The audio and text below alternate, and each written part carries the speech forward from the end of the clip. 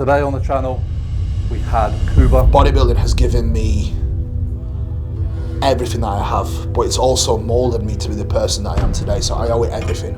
Because without bodybuilding, I would probably be in a very, very different place than I am right now, because it's kept me grounded, it's taught me discipline, it's taught me all the values that are needed that I have never had anyone teach me to become successful at everything I do. Because being a great athlete, being a great bodybuilder carries over into your life if you choose it, if you allow it to as well. And the problem is, people do not actually allow it to do that. If you allow the good habits that you actually create whilst being a great bodybuilder to spill into the rest of your life, success is inevitable. Right guys, welcome to the channel and episode 4 of the Pro Series with me, Josh Maley, IFBB Pro. For those who don't know, 30 shows deep, recently retired, officially the world's tallest IFBB Pro open bodybuilder. So that's me. Today on the channel, we had Kuba, who is, I mean, what was there? So much to say, you know, a coach, a bodybuilder, an educator, a really, really fascinating session and interview. Definitely one of my most informative, I think, and you guys will hopefully really appreciate that. But we went through a push session, a really well structured, really well thought out, really well explained session. Although I will say that with Kuba's intensity, there was probably less dialogue in the session than maybe I'd normally have. However, that I think in itself is something to take away. You know, the amount of effort that he puts into approaching every set, approaching the session. After we sat down here, we had a great interview that will be coming in full for you guys. But some of the points within that about his upbringing, his adversities, the obstacles he's faced, and the mindset and the man that has then molded him to be. It's inspiring, you know, far from my background, but for people out there who are looking for excuses, I think this one's to watch to realise what people are capable of. So enjoy, I have, and bring on the episode.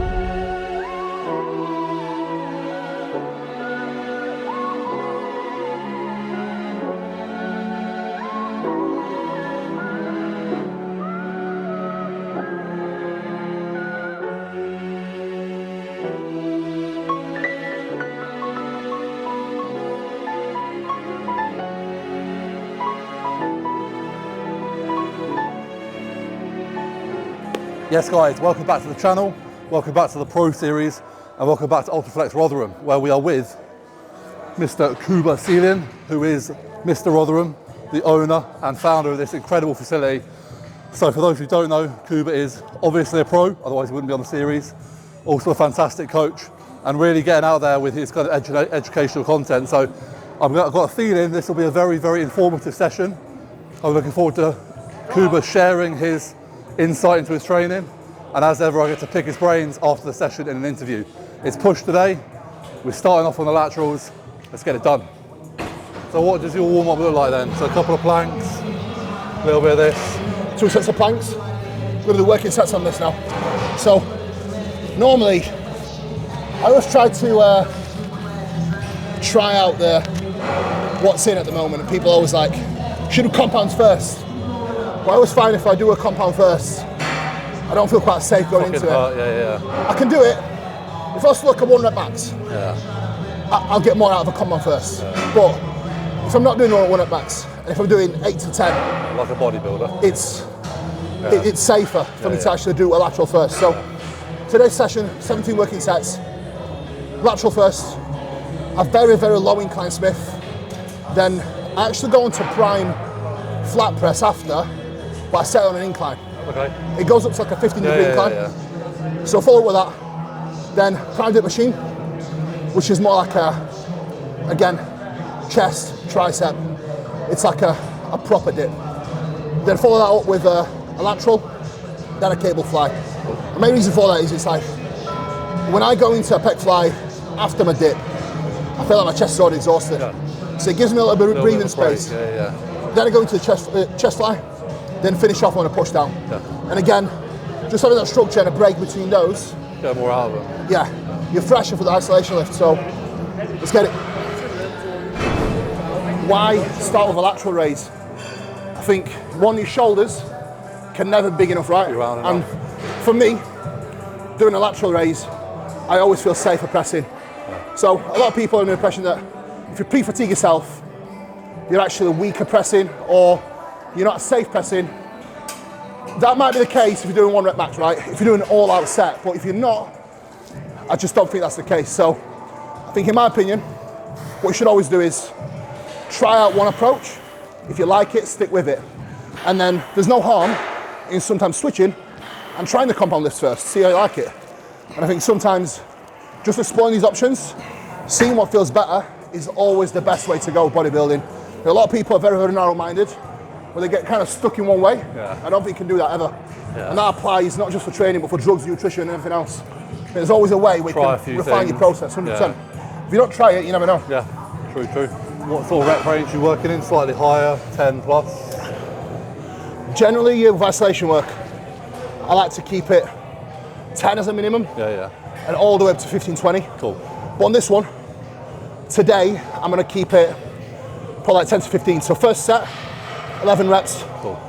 I am gonna drop it down a little bit now for the back of set. It's like, it's not really top set back off. It's more so, I'm working that set rep range. And I think you're not gonna be able to do this that. is where people got like a misunderstanding. It's like, top set back off isn't just doing heavy set and a back off set. It's like, it's a method you can use on certain exercises that have got a shit resistance profile. Where you have to go heavy because then you're exhausted for the second set, so you have to go light. Well, any other exercise like this, you don't need to do that. Keep it, keep consistent at ranges. So Kuba is a man after my own heart in terms of just making sure that the joints and the working muscles are warmed up for injury prevention. So we started on the laterals, 2 working sets there. We're coming over to a cable fly. I think this is literally just a priming movement, which I like the idea of, just to get blood in. Again, warm up the joint a little bit more. Me being a little bit older and also being a little bit prone to chest, shoulder tweaks and niggles, fills me with confidence kind of doing this. So I'm really happy to see him do it. And it just makes a lot of sense, you know. At the end of the day, if you're going to be making the most progress possible, you want to be able to train as hard as possible for as long as possible. And obviously a big part of that is not getting injured. So top tip.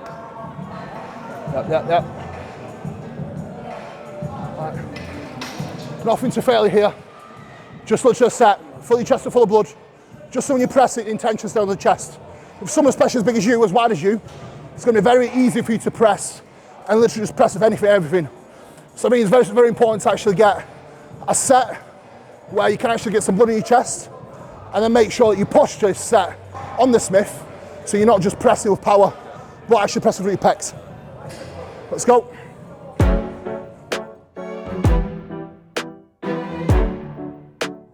One thing I find with dumbbells is you get to a certain point where, especially if you have thick dumbbells like us, it's like the limiting factor isn't your power, it's just more so stability. If I had some thin dumbbells, I'd literally on dumbbells forever. But like when you get past 70 on there, like the grip's like this. So I'm pressing like this, mate. So it's like, if you can't clench your fist and grip the bar properly like you can on a thin Smith or even a thin dumbbell, there's no way it'll generate the same force. Yeah, 100%. So if your stability's shit, you can't really put the power through. If you can't put the power through, tension's not going to be the same. I'm going to touch 3.5, touch 4, down the side. Probably do like a triple, a double, a single, then I'm ready to go. Okay. My actual pro debut was, again, a massive, massive moment in my career as an athlete, but also as a coach, where I realised that I can do both because I've got my shit together. A lot of people that say they cannot do that, they simply don't have the shit together. They're not organised enough and they're simply not working hard enough. And I will say that, I'm not going to sugarcoat it, that's just a fact. The problem is these days is people want to coach because they think it's not a job. And they feel like it's easy. They feel like it's easy. They feel like they get more time. They feel like they get less work. That's not the case with what we do. If you want to do it right. If you want to do it properly. You want to be in it for a long time. It's more than a full-time job. It doesn't end.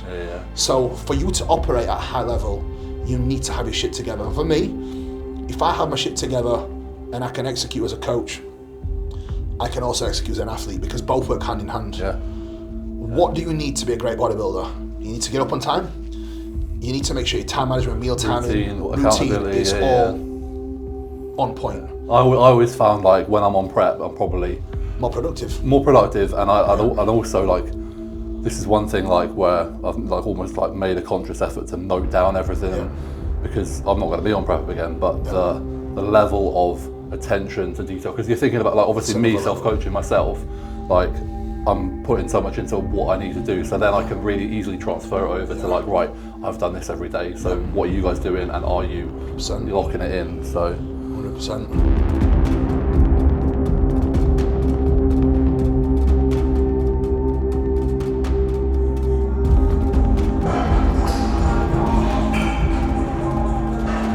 Nice.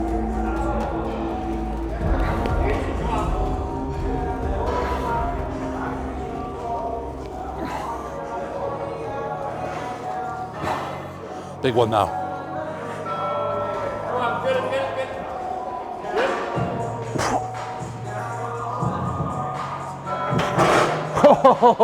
The fighter.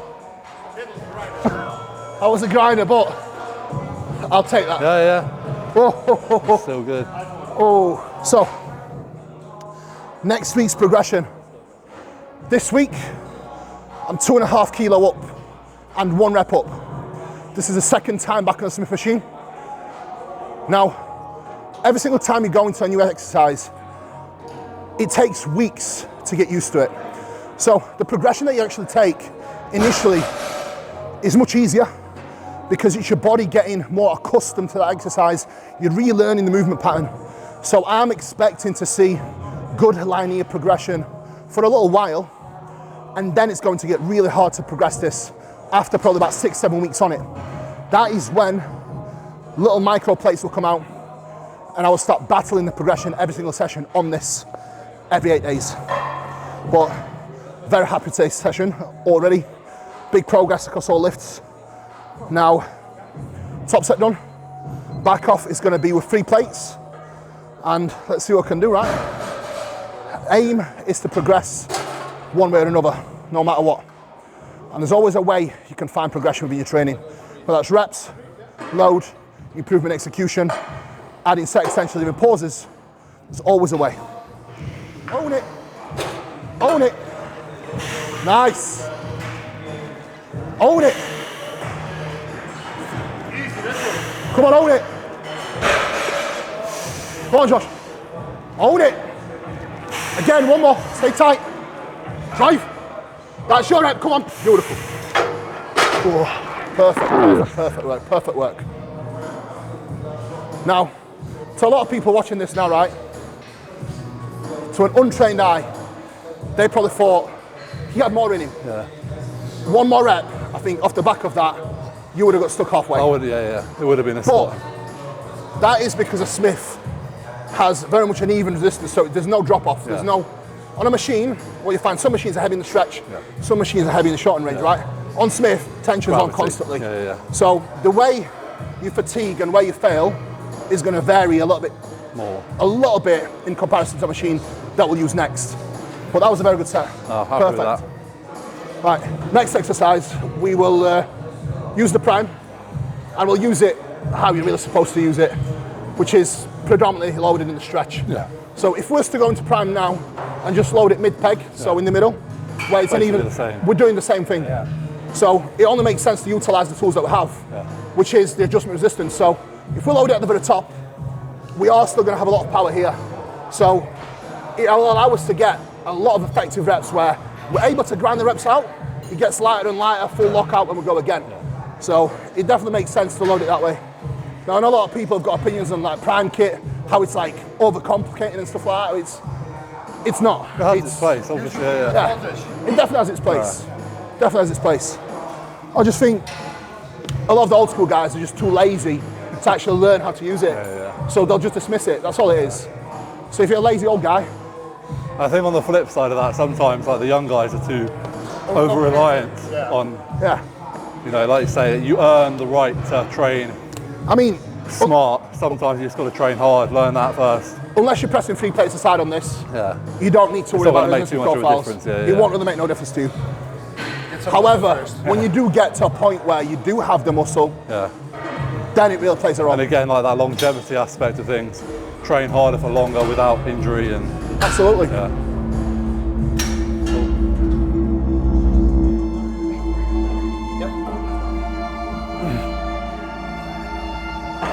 Yeah. Come on, big man. Nice. Easy. Up. One more at least. Come on. You've got it. Stay tight. And drive. Easy. It's yours. Good. Right. Just replay the last rep on that now.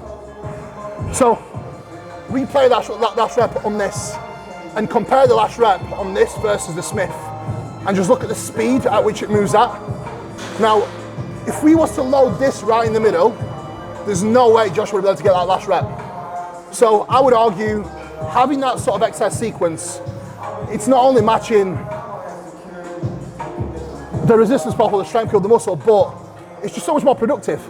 So if you have options like this, you might as well use them. And a lot of gyms in the UK do have this available now. And majority of you probably going to be watching this are going to be in UK, USA. Like Prime's everywhere now. Even other brands do this now. So if you have these tools, utilize them if you are already well developed, which a lot of you probably will be. If you're not, you can still have fun, try and utilize it. It's not overcomplicating things, guys. So don't try and stress that just because some dinosaur said this is overcomplicating, you can't do it. You can do whatever you want in the gym as long as you enjoy it. That's the main thing. Nice.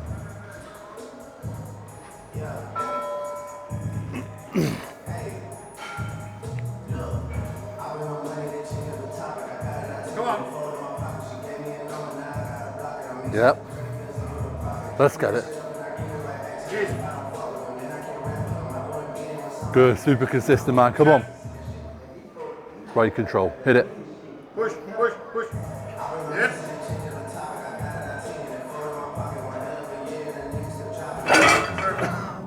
Now with this one, you'll know how it feels because as soon as you get through this point, you can then just keep it moving. So it's like, last 3 reps probably look like I was about to fail, but it's not quite there just yet. So that's the beauty of being able to do what we've just done now. It's like you completely exhaust your chest now, which is perfect. Yeah, one more, at least, come on. 5, that's the rep, stunning. Beautiful.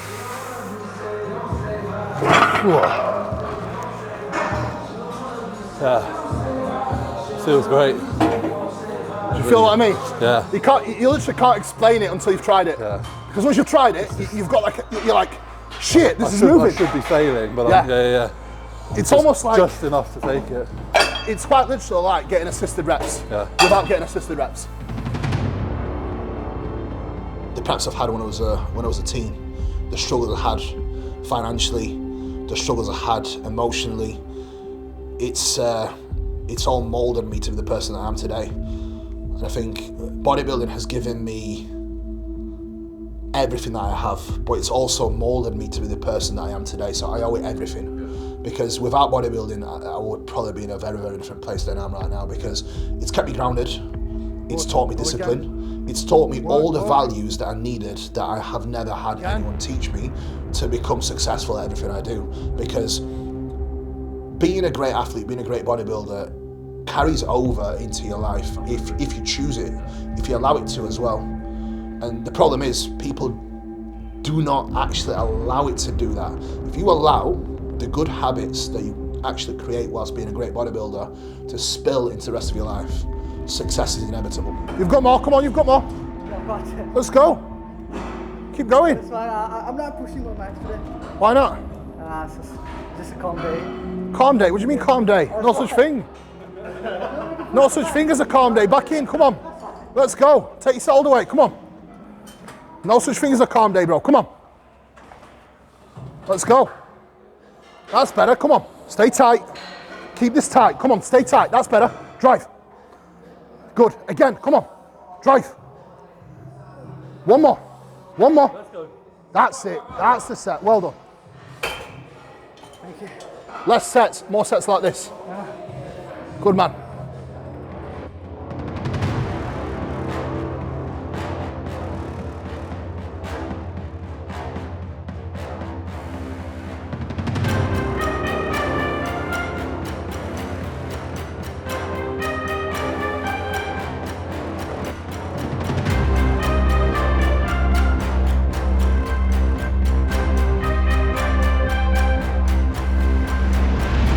When you look at Josh and you look at his width, you look at his size, you look at his delt development, it's absolutely tremendous. Now, when you look at his lateral raises, they're not exactly a typical short range of motion where people say you shouldn't go above parallel. He takes it all the way there and he has full control over the movement across entire rep. He's got control on the bottom, he's got control at the very top, he's taking a micro pause when it's actually the hardest, which is here. So, if I can give you one piece of advice to get more out of your lateral work is do not restrict your range of motion. Work with full range, and that means above parallel. If your traps get involved a little bit, it doesn't really matter because you're actually getting an extra 15% range of motion out of that lift by going above parallel. So even if your traps do a little bit of work, it's irrelevant because of the amount of tension you get and amount of range of motion you actually get from the exercise by going above your standard parallel range of motion. So send it full range always and get huge delts like Josh.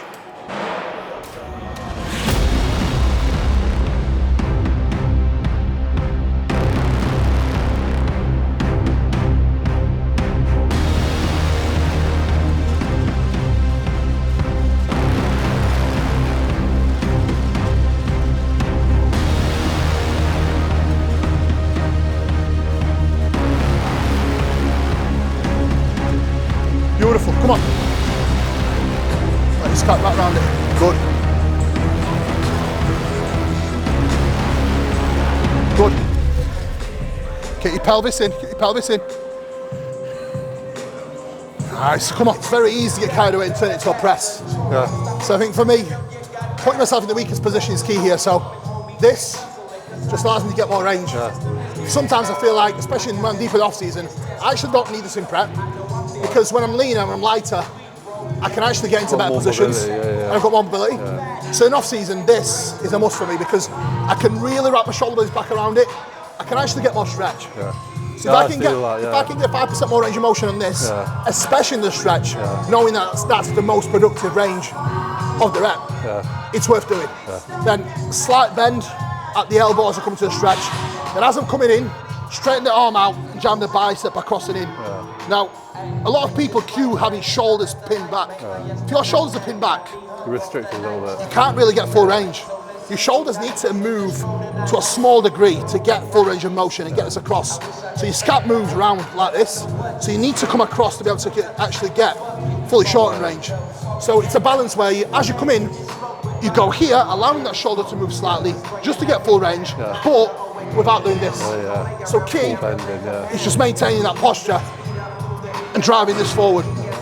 As long as this stays lifted, there's only so much retraction you get. Look, can't really do it. So I think key is always maintaining the posture, chest lifted, shoulders back to a degree, and then drive forward. And then key is not actually restricting scapular movement in any exercise because it has to move to a degree to get full range of motion. Pec flies 101.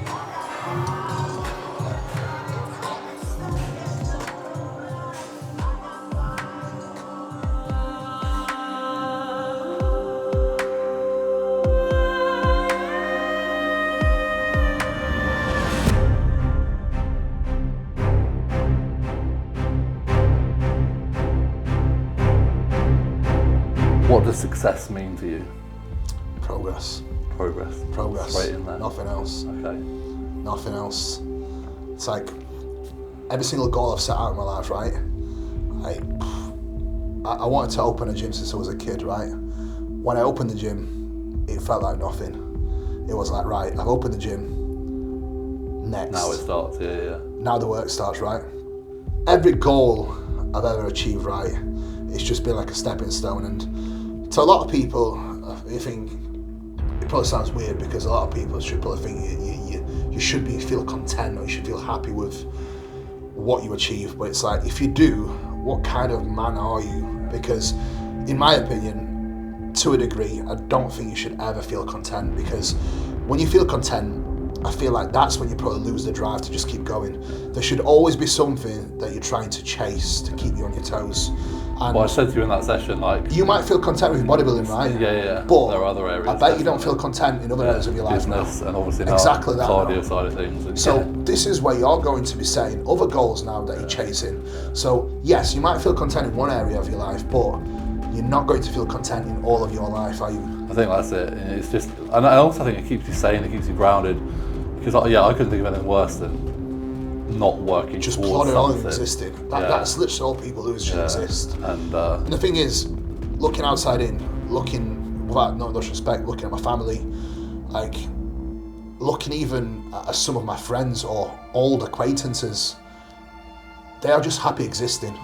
That's not the life I want. Yeah, living for a holiday, living for a weekend. That's not the life I want, and that's not really how I ever imagined my life to be. Like, I want to be the person that I dreamed to be. Yeah. And for me to become that person, I've got work to do.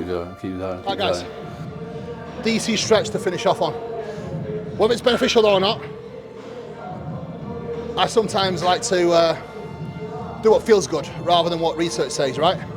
For me, if I can hang in a dip stretch for 60 seconds in extremely deep range of motion when I'm at heaviest, the likelihood of me getting injured when pressing is extremely slim, because I'm already accustomed very deep ranges of motion. So the next time I go into a press, I'm extremely safe in this range.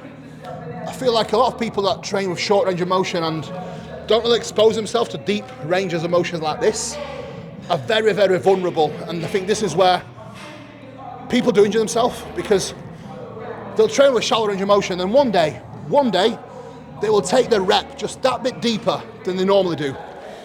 With load, they probably have no business moving, and that is generally where we see tears.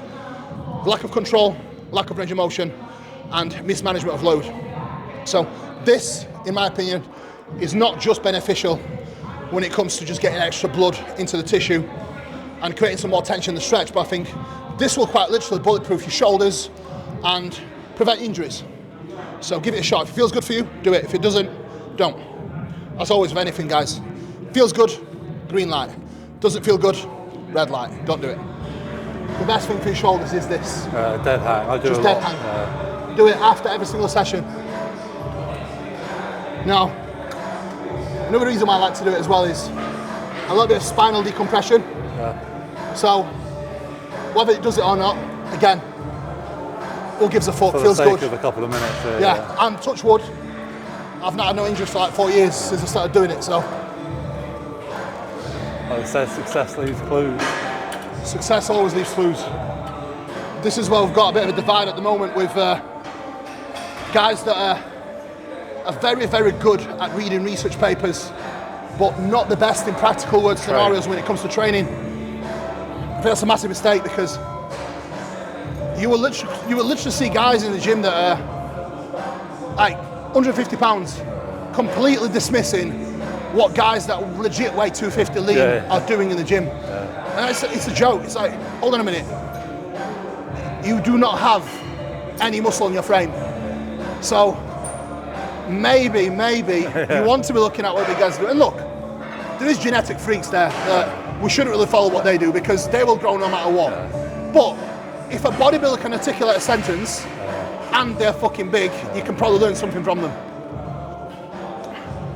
I was nervous about training with you because I see what you put into training, and I see what you put from like an intensity standpoint, and that didn't like disappoint in the slightest.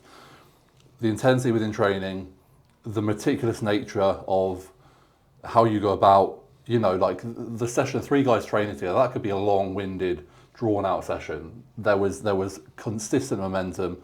You know, the information you've given to Sam behind the camera, you know, with regards to the training, the cues, everything you do, you know, you've got your little timer for your rest. Like, I think just little things like that all add up. And I watch your YouTube, of course I do. So I know that, you know, with regards to meal prep, meal timings, efficiency, and for someone, you know, yes, you know, 30 is not young, but 30 is certainly not old. For someone of your age to be displaying all of that and putting it out there as well for other people, because the more people can see this, like you said, in the session, success leaves clues.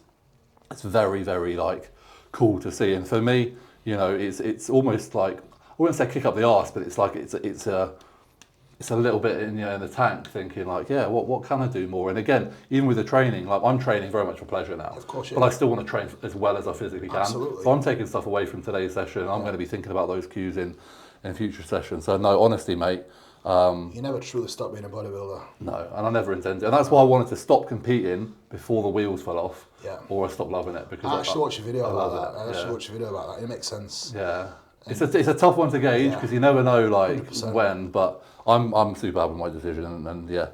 But no, thank you, mate. I appreciate your it, man. time Thank you for so your time. much. And Appreciate it, man. and the session itself. And for everyone watching, like, comment, subscribe. I'm going to put all Kuba's details below. Fantastic interview, fantastic session, fantastic man. Kuba, everybody. Thank you, mate.